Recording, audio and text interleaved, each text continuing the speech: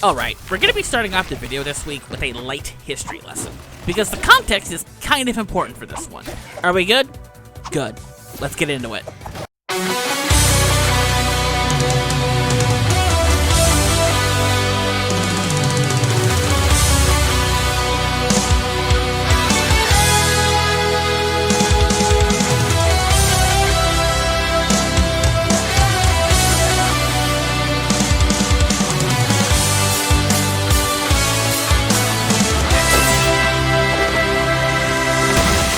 Ninja are pretty cool, aren't they?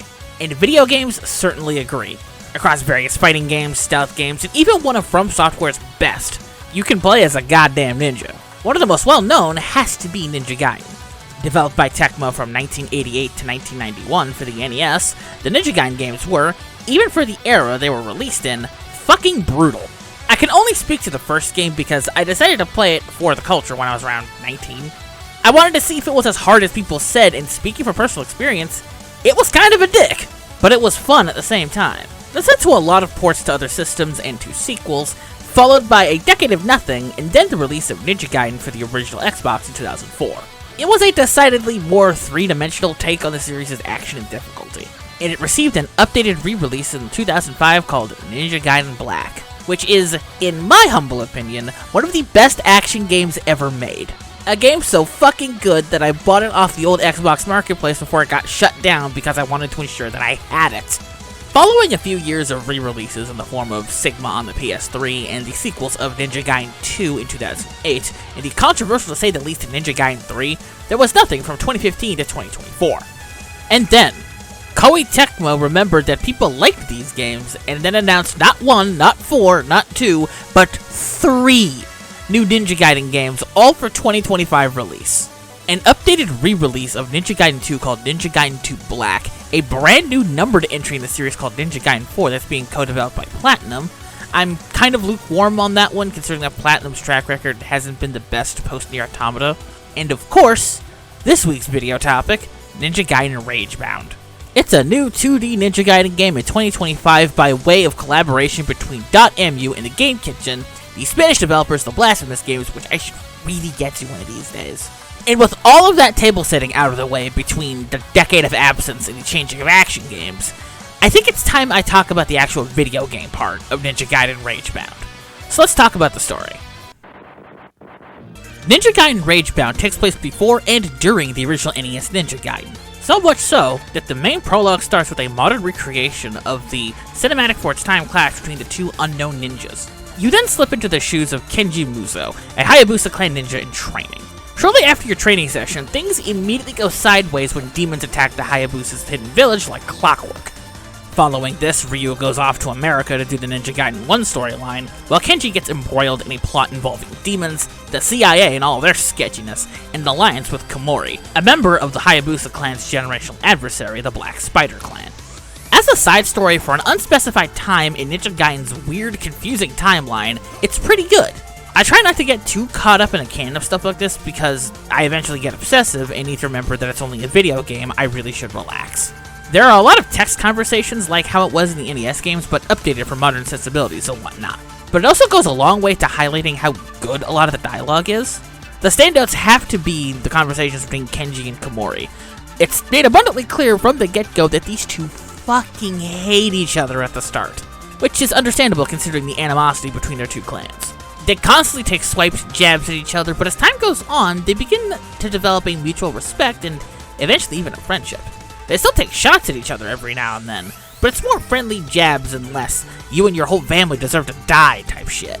And there's also genuine moments of comedy mixed in as well. The standouts for me have to be Kenji being so tech illiterate that he tries to find information from a computer by demanding it tell him its secrets. And the other has to be Kaori cracking a joke about her rubbing off on Kenji due to, by this point, the penultimate level, going for a full all-out assault as opposed to the stealthy option. There's also a whole bunch of presentation stuff I want to talk about, but that can wait until after I talk about the gameplay, which is super fucking good, by the way. Ninja Gaiden Ragebound is the first 2D side-scrolling platformer in the Ninja Gaiden series since Ninja Gaiden 3's release in 1991. To anyone over the age of 35 in the audience, how are those knees holding up? Anyways, the main thing about Ninja Gaiden, or at least the main thing about the original Ninja Gaiden on the NES is that while it was hard, it was also a bit of a dick about how hard it was. All I need to do is show footage of those goddamn birds, and players of a certain age will either have flashbacks or are filled with rage. Ragebound, in a way, managed to keep that tough spirit intact, while at the same time being more consistent and fair about it.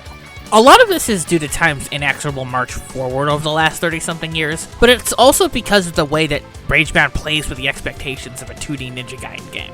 The main way this is done is through the level design and the universal mechanics introduced. The most obvious of these is the guillotine boost. The gist is that when jumping, you can hit the jump button a second time when coming in contact with an enemy or an obstacle to bounce off of them like a pogo stick for some extra airtime. It's incredibly simple, but this changes the way the game is played. The sections using it start off simple enough, but eventually, they start getting intricate as hell, and that ramp of escalation is so satisfying. The other new mechanic is the hypercharge. When you strike an enemy with this weird aura around them, you get a damage boost for your next attack. It comes in two flavors of blue for melee and purple for ranged. And while gaining the charges is specified by the aura color of blue for melee and purple for ranged, as I mentioned previously, the next attack that uses the hypercharge can be either a melee attack or a ranged attack.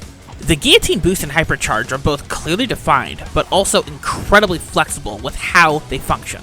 And in the case of the former, I can very easily see this being abused in speedruns in the best way.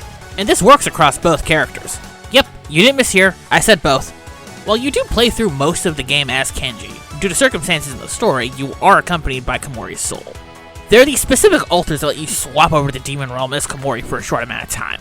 She has access to all the same mechanics as Keiji, but the difference is the aforementioned time limit and the fact that all of her attacks are ranged. Her sections are usually to get through a different part of the level to unlock a gate that blocks Kenji's progress. But there are times when it can also be a fiendishly difficult gauntlet for hidden bonus items. Some of these are secret ops missions that give you different rewards. I don't know which ones because I never did any of them. But going off the beaten path helps get crystal skulls and golden scarabs. The latter are especially important because you can redeem at Muramasa's shops for different special weapons and screen-clearing ninja magic.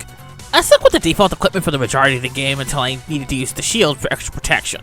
And there are also talismans you can swap in and out between levels, like one that gives you lifesteal depending on how high your kill combo goes, or various negative modifiers like restarting the level upon death, or no health pickups in the levels in exchange for increased ranks at the end of levels. There are 25 levels split across 4 acts, with 17 main levels and 8 secret ops missions. What I loved with the levels in Ragebound is that there's a clear sense of escalation in terms of the threats they throw at you. You start off with simple mooks a few at a time, and then you've got hordes of bad guys coming at you by the time you get to the endgame. It's a good thing the ninja magic and hypercharges are there to clear them out. And this culminates in the boss fights, which follow the same serial escalation style. They start off easy and then they just get tougher. The bosses you fight in Acts 3 and 4 are motherfuckers in that regard, and the final boss takes it to its logical extreme, serving as something of a final boss for how well you know the mechanics. Because what seemed like an insurmountable challenge felt incredibly doable after sleeping on it and then returning the following day. And I love that because Ninja Gaiden Ragebound is something that a lot of Ninja Gaiden games aren't, which is that while it's hard, it's also fair about it. The enemy placements, how much damage you take at any given time, the length and density of the platforming challenges, it all lines up for a consistently challenging experience. And then there was the reveal that when you finish the game, there was a new game option entitled Hard Mode. You mean I was on normal the entire time, video game? God damn. And I'm tempted to try it out. That's a good sign. And a lot of this helps because the controls feel great, but that's kind of a given for the challenge on display and for games like this. But seriously, Ninja Gaiden Ragebound is just a joy to play even when it's making me contemplate cussing it out at times. Ninja Gaiden Ragebound is a throwback in more ways than just its gameplay. Look at this pixel art. Look at it. It's so good. This ties into the story presentation when I was talking about that earlier. These stills and text boxes are the straight-up modern reinterpretation of the way the NES Ninja Gaiden games presented their stories, and it's actually a really cool consistency marker. But I shouldn't be surprised because Dotemu focuses on this kind of throwback, and the Game Kitchen were responsible for Blasphemous, which, from what I played of the first game, looked awesome in terms of how fucked up it looked, on top of also being very Catholic and very Spanish. And the music, it's so good. Listen to it. Listen to it.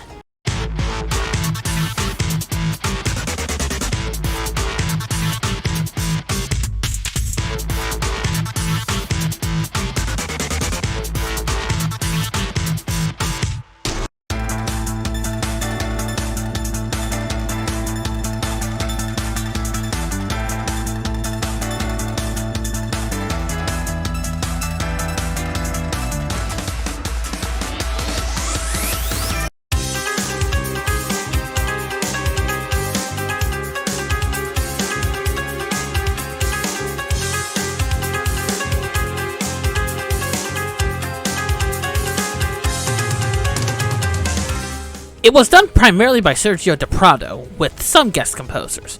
It's got a lot of high-octane rock and synthesizers for that action on the screen, but it also has more low-key stuff in there for when it's called for. My favorite piece of music in the game is the final boss theme that's a callback to the original Ninja Gaiden's boss theme. All in all, it is an audiovisual delight. Ninja Gaiden Ragebound is awesome. On top of being a decent throwback if you're into that sort of thing, it's just a really good platformer and action game. It modernizes a lot of Ninja Gaiden's difficulty without ever losing out on its spirit. Hell, I'd go so far as to argue that this is harder than the old ones. And clocking in at a breezy 8 to 9 hours, it's got the most of Mostar's seal of approval. Between this and Ninja Gaiden 2 Black being possibly the best and most readily accessible version of Ninja Gaiden 2, folks who like their ninja action on the hyper-violence side are eating well in 2025. And that's not even getting into Shinobi making a comeback later this month either. I need Ninja Gaiden 4 to stick the landing. Seriously, that'd be so fucking sick if that were the case. And that'll be it for this week's video. Thank you very much for watching. If you stuck around this long, why not do the whole like and subscribe thing to help us out? Take care of yourselves, have a good weekend, and Ninja Vanish!